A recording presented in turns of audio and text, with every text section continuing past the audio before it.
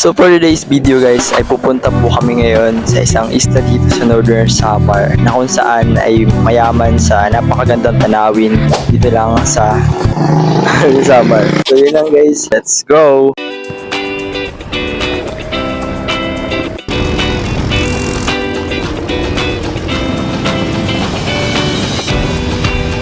And after a very short ride, natingin natin ang port kung saan tayo ay tatawid papuntang isla.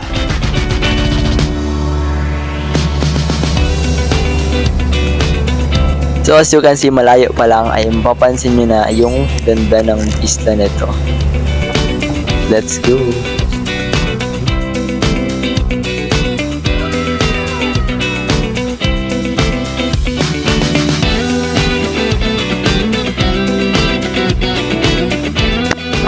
So after a long ride, so finally nakarating na kami dito sa isla ng San Antonio. Medyo ilang oras lang naman po ang biyahe from dun sa pinaka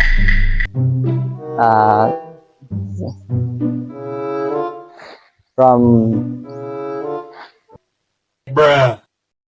doon sa Dap-Dap papunta dito sa isla. So medyo ilang oras din, medyo may katagalan, pero sulit naman din yung pagpunta dito kasi napakaganda po ng view. As you can see sa aking likuran is napakaganda po ng tubig, napakalinaw, at maging ang kanilang lupa dito, pinakabuhangan niya dito is napakapuro. So mag-i-enjoy kayo pag bumisita kayo dito sa isla ng San Antonio. So ayun guys, for now enjoy ko muna habang nandito ako sa isla nito. So let's go!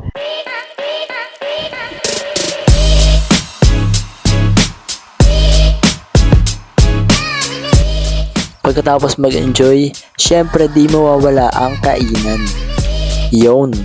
And so kinabukasan ay pumunta nga po kami sa isang bayan malapit kung saan po kami tumuloy. Let's go! At pagkatapos ay uuwi na nga po sana kami. Pero dahil malakas nga rin po ang alon at wala na po kami sasakyan, ay nag-stay po muna kami ng isang gabi. At pagising nga po namin kinabukasan ay pinag-gabi muna po kami bago po kami umalis. And finally, nandito na po kami